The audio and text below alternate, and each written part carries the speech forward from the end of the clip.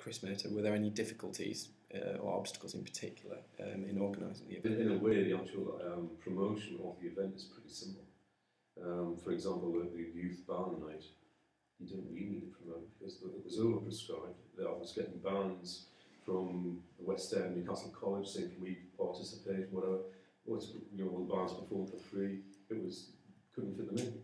And they'd moved from the Masons to the Cricket Club to now Northumbria University. So you get the bands, the friends of the bands, the classmates of the bands, the parents of the bands. You're sold out before you can start. Rosie and myself went to that event, and it was great how many people there were there, but it was still only a handful of people. Yeah. It was a bit of a shame, and we were saying, these guys had lived in Jesmond, and we lived down the road, and we hadn't actually heard of the festival, and we were wondering, the promotion has been good, but should there be more?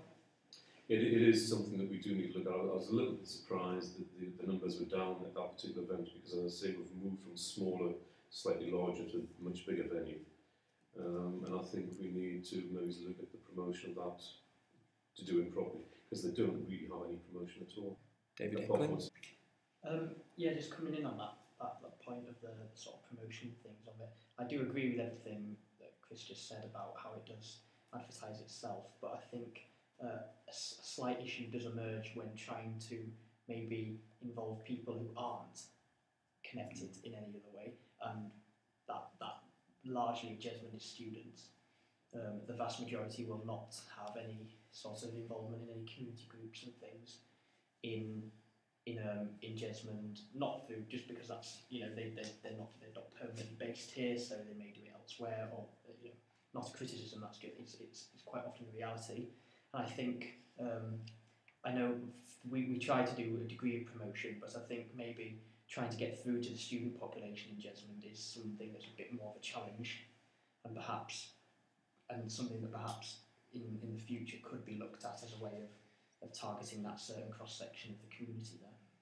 I tend to agree with that, actually. I think it isn't just the students either. There will always be some people living in Jesmond who it's incredibly difficult. I mean, you can have people who will walk past the notice board, 2 or 3 times a day and never look at the notice that's on the notice board. And similarly, you can have, as we did, 5,000 festival programmes being distributed all over Jesmond, and still there are lots of people who haven't seen it and claim never to have heard of it, and so on. There's some things you can do which don't cost money. But all the same, we do have a limited budget, and we can't afford to spend too much more. David Hartman. Sorry, I think there is a huge number of people who don't experience the festival at all. There are approximately 7,500 in North Jesmond and 7,500 in South Jesmond population. That's the voting population. So that doesn't include children. That doesn't include students who are not registered. So you've probably got about 20,000 people. That is your target. I would be surprised if you're getting over a couple of thousand in total going to all the events. The total is 5,000, but it's repeat people. I think so. There'll be a lot of people who go to quite a few things. Yeah. It's not criticism because it is really hard to get people to come out of the houses to do anything, and engaging with people on a much more micro level. It is either horrendously expensive, or you've got to break out of getting just the community groups being involved. You actually need to get out and get other groups involved and start helping the creation of kind of little interest groups. On the topic of funding, do you think you need money from the local council? The total cost of this year's festival was about £8,000, of which about 6,000 came from the local council, between 5,000 and 6,000 through the 2 ward committees. To be honest, I think we get as much money out of them as we could possibly hope to get. We try almost everything we can to get money out of other people. And again, if anybody's got any good ideas for getting money out of people, would be great. But also, I don't want to over-egg the question of money, because an enormous number of the events are done basically free, in that we've always had a principle that we try and persuade the people who have the premises to make them available free for festival events. Well, you obviously can't get a professional artist to appear free. If the British Legion are going to put on a jazz band, for example, then it is likely that they're going to need paying. Sorry, John, did you say? Yeah, we found generally we had a mix of free events and paid events. The paid events were where we were paying, as Chris said, a jazz band or a rock band to come and perform. And we found the paid events didn't really work very well. People didn't seem to want to pay to come to the events, whereas the free events had quite a good turnout. David Harvey. There is a real problem of you need money to do something, but if you get too much money, and especially too much money too fast, you become an organisation that you didn't set out to be, and then you end up being an organisation that's looking for money all the time to feed this monster that it's become. I think I've been at the War Committee meetings when Chris has asked for the money, and I've actually been saying to the councillors what would happen if we offered more money, because it is an issue of actually they're always trying to do things on a shoestring. I'm saying, well, the ward has funds here they don't know what to do with half the time. Why don't they put it into the festival? But Chris pointed out at the time that he didn't really want more money, because it just becomes this thing of, well, if we don't have the money next year, how do we? If the money's not available next year, we then have to kind of shrink a festival that's grown into something that we can't deliver anymore. Sophie. But so it's a festival for the community, but as David was saying before, quite a large proportion of that community isn't involved in the students. So in a way, is it just a festival for those who have organised it? Does it just serve the interests of the organisers? David Harvey. It's not, because I've been drawn into kind of the festival such things, gone to the festival things, and I've not been involved in the past. So it isn't just for those people in the community groups. And yes, a large number of students. It would be really great to get students involved in these, but students are only there for a year normally, maybe 2 years, and therefore they tend to move around and don't engage. And it's because they have their own life and their own interest. I'm not saying they shouldn't be engaged, but that it's actually very hard to engage. It is, it's there's no denying that students often, work in different circles than permanent residents. That's just the nature of their lives. They're working on different patterns and things. And as David says, they're not necessarily here for longer than a few years in many cases. And it's a real issue in trying to. I almost think that it's in trying to get students to come to the festival the wrong way about thinking about it. Shouldn't we try and bring the festival to students, and what can be done to engage with students on their sort of home turf or within their own circle? And is there something we could do outside their respective student unions on the day? Why are the organisers not asking the students, what do you want to do as part of this community festival? If they want to have a big party, they want to have a big party, and maybe that should be incorporated. Who exactly would you suggest the organisers ask? Because in fact we did ask both the students' unions, do you want to organise events as part of the festival?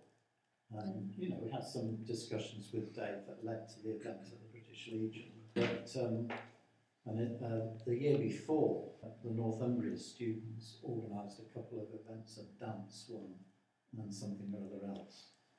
But it's not easy for somebody who isn't in the university and is definitely not a student to know who exactly you ask. John, you want to So say we actually had two student events on this year. We had the student showcase that David was involved in, and we also had the Newcastle University Comedy Society who did a night for us, and that was very well attended. And we had quite a few students at the market as well. So I think the students were involved. So we did see a few students milling around. The problem that we found, not necessarily just with the festival, but with the Legion generally, is that students will come to a specific event as a one-off, but then won't come back or won't get involved more regularly. In terms of the festival as a whole this year, would you say it's been a success? Definitely been a Chris Clark. success, but I do take the point that it could always do better, and there are things that one could try. I mean, we always find some years that certain things do particularly well, and then perhaps other things not so well. But I never mind that, because if you don't try out a few new things, then you'll never find out what works and what doesn't. I think there's some very good points for the future. One is that West Jesmond Primary School were a lot more involved this year than they've ever been before. We spoke to quite a few people who've said, well, asked why the festival doesn't take place during the Easter holidays or half term, to get more children along during the day. Is that something you would look at? I mean, it's a very difficult question, because sometimes people just disappear during the holidays. So we've tended to try and get in the end of term period, when before either students or school children have disappeared. David Hardman. I wanted to ask exactly that question about the date of it, but it strikes me as bizarre that we have a festival which has the major cornerstone is the parade, requires decent weather. It seems strange that we have it at a time when it's more prone to bad weather than going, say, May. There has been a view that there's a lot of other things going on in May and June. You know, a lot of other events. Right. And our festival is about the only one that goes on in the March period. Whereas if you look at the sort of Newcastle as a whole, the next few weekends are packed full. I know this festival's just finished, but is there anything you're looking to change for next year already? Particularly with the students, you thought maybe next year bring in like a university challenge type thing and televise it through Jesmond Local or something like that. So do you look at what works and what doesn't work? And if it doesn't work, you kind of get rid of it? Maybe it's look at it from a different angle, you know, maybe it's do it slightly differently. John? Yeah, I think this is the first year we've done it, and we've got a very good idea just from 1 year what worked and what didn't. Most of the time you can see why something doesn't work, and you can see what the problem is, not just, well, I don't understand why nobody came to this. I think next year we probably won't have any paid events. I can imagine we'll try and make them all free entry. The problem is that you've got to get the balance between being a slick community festival that works beautifully and not being corporate. You wouldn't want the Jesmond Community Festival to be the Greg's Community Festival. You don't want it to be a big monster that A, does cost a lot of money, and B, is just not delivered by sometimes quite flaky residents. Because actually, if it's not delivered by them, then there is no engagement from the community, and it doesn't become a community festival anymore. It just becomes a city council festival. Certainly the old festival up till about 10 years ago was run by the City Council, and the moment their budget was cut, the whole thing totally disappeared. Yeah. Whereas I think with this one, an awful lot would go on now, even if there wasn't so much money. But I think what is very satisfying is that the Jesmond Festival in particular does have the support of the community. Now the Usman Festival, we closed this year, so there will not hardly be any Usman Festival at all this year, because it doesn't have the support of the community. It's all the businesses that comes that's in the area. But the Jesmond Festival has the support of the community, which is very, very pleasing.